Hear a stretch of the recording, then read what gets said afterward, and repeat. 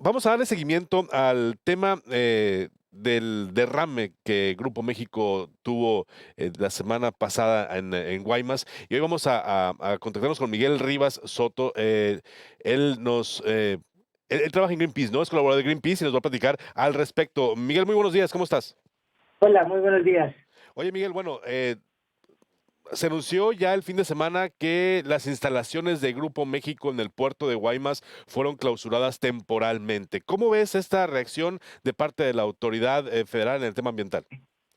Pues nos parece que si la autoridad ambiental, que en este caso es Profepa, determinó que el funcionamiento de esta planta y de este grupo industrial en Guaymas era una afectación para el medio ambiente, pues está bien que lo hayan cerrado. Nosotros esperamos que este tipo de fiscalizaciones ocurran antes de los accidentes y no después. Sobre todo porque pues a este grupo se le han entregado premios de industria limpia, entonces uno esperaría que esos premios fueran una garante de la fiscalización de la autoridad, pero bueno, ya ha ocurrido este tipo de accidentes, el hecho de que lo hayan cerrado nos parece positivo, si así la autoridad lo determinó que no podía seguir funcionando, pero por supuesto creemos que no solo hay que revisar sino todos las concesiones y autorizaciones que tiene Grupo México para que, bueno, no ocurran más accidentes como los 22 que vienen ocurriendo en los últimos 20 años. Al final, esta decisión, según el comunicado que emite la autoridad federal, es temporal. Así dice el comunicado, no sabemos a cuánto, no se aclara la temporalidad de la clausura. Sin embargo, nos queda claro que tarde o temprano se va a volver o va a volver a operar en su totalidad este espacio. ¿Qué es lo que se recomienda o qué es lo que las organizaciones recomiendan a las autoridades o a las mismas empresas para que este tipo de accidentes no se repitan? Porque la explicación puede ser muy variada y si hubo daño o no, pues es un asunto de análisis y de fundamentalismos, ¿no? Pero al final hubo una afectación y hubo un daño. ¿Qué se tiene que hacer para evitar este tipo de hechos, Miguel?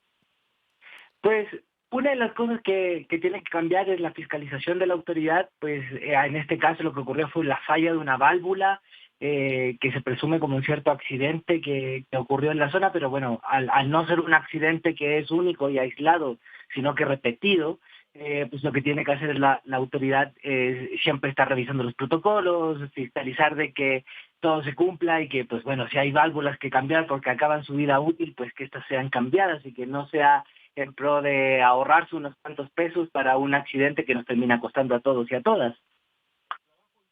Debe ser de vigilancia constante, no solamente a estas instalaciones, sino a todas las instalaciones que de una u otra forma, por el mismo negocio, los obliguen a tener que tratar con ese tipo de productos. Sí, en este caso, cada actividad que se realiza en el país tiene que pasar por una manifestación de impacto ambiental y esta manifestación de impacto ambiental pues dice cuáles son los protocolos que se tienen que seguir, cada cuánto tiempo se tienen que revisar determinadas cosas o procesos y eso es lo que se tiene que cumplir. Lo que pasa es que muchas veces se autorizan y ahí quedan, ¿no? No hay un seguimiento por parte de la autoridad de qué es lo que ellos autorizaron. Entonces, ahí es donde está la tarea y me imagino que es titánica con la baja cantidad de recursos que ha tenido esta institución en los últimos años, ¿no? Entonces, lo que hay que hacer es fiscalizar, hacer que la ley se cumpla, porque básicamente de eso se trata la institucionalidad a la cual estamos haciendo referencia. Alguien que tiene que asegurarse que la ley ambiental en México se cumpla.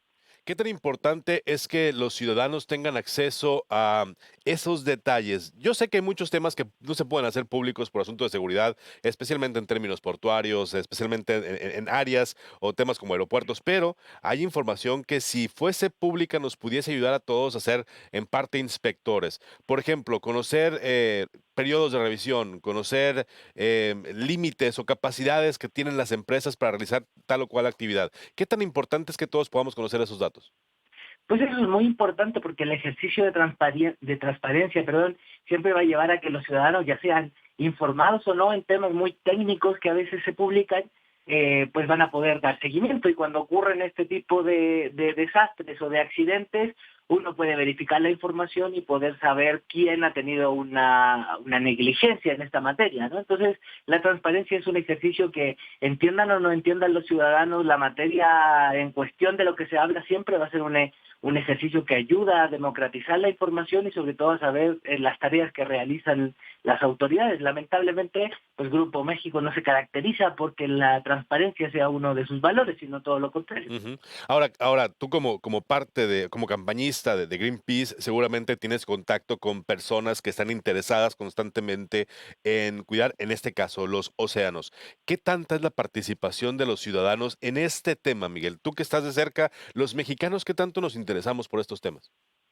A ver, creo que los mexicanos se interesan mucho por los temas ambientales, sobre todo en las provincias, ¿no? Donde hay Ajá, una afectación directa, directa y la gente vive el diario, las negligencias, la contaminación, la muerte de la biodiversidad, el daño al ecosistema, ¿no? Nosotros generalmente estamos recibiendo denuncias, gente que pues espera que nosotros como organización ambiental seamos quienes hagan el trabajo de la autoridad, ¿no? Y ahí es donde nosotros decimos, pues, sí, vamos a estar ahí para cuestionarlo, para hacer el llamado, para fiscalizar, pero en realidad quien tiene que hacer esta labor siempre es la autoridad ambiental, ¿no? claro, Lamentablemente la gente confía más en instituciones de la sociedad civil claro. que en la propia autoridad y eso es algo que tiene que cambiar con el tiempo, pero por sobre todo tiene que cambiar con el ejemplo de la autoridad.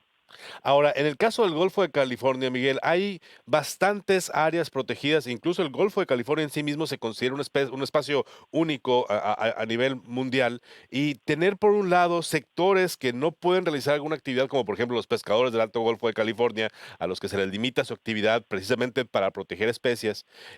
Pero por otro lado tenemos este tipo de accidentes que lo cometen empresas que pareciera que actúan con sanciones, pues en este caso temporal. ¿Eso cómo lo tenemos que entender quienes vivimos acá en este sector, quienes convivimos con pescadores, pero al mismo tiempo con estas empresas tan grandes? ¿Qué es lo que nos recomienda Greenpeace o qué podría recomendar Greenpeace para poder Pues equilibrar esta realidad? lo que tú has hecho es una pregunta de fondo sobre cómo funciona el sistema en México, ¿no? Ujú, Y una de las cosas que nosotros como ciudadanos tenemos que velar que deje de ocurrir es esta asociación íntima entre el poder político y el poder económico. ujú, Cuando pues nosotros le damos validez a este tipo de sistema donde los dueños de las empresas que funcionan generalmente son los mismos que legislan o votan sobre la legislación, ahí es donde pues ocurren estas impunidades, negligencias y donde parece que solo los con menos recursos siempre terminan siendo los más afectados, como mencionas a los pescadores del Alto Golfo, ¿no? ujú, Entonces, así es.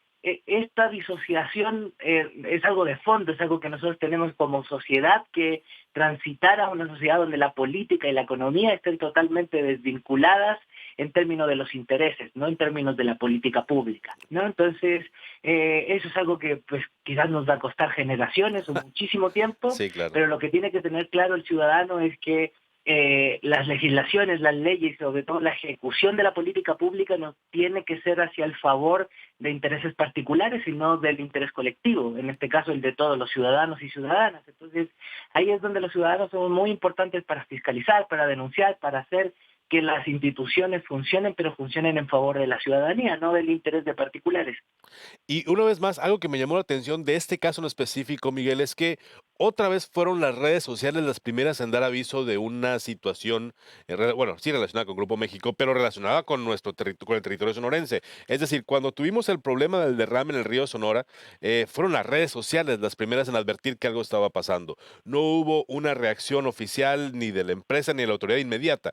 Fue reacción de ambos sectores. Otra vez pasó lo mismo. Si no vemos en redes sociales esos videos, otra vez quizá hubiera pasado desapercibido. ¿Qué tan común es que esto pase desapercibido, Miguel, según su percepción como organización?